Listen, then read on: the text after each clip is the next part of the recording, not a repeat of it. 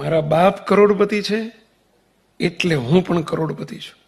મારો બાપ રાજા છે, રાજા ધીરાજ છે, એટલે હું પણ રાજકુંવર છું, રાજકુમાર છું.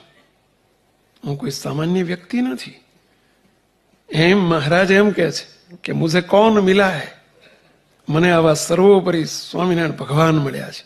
અને હવે એ જીવ રહેવા દે, હવે આપણને પાજી રહેવા દે, આપણને ભંગાર રહેવા દે, આપણને જન્મો જન્મના ફેરા ચાલુ રહેવા દે, હા, અને આપણને માયાના ગુલામ રહેવા દે.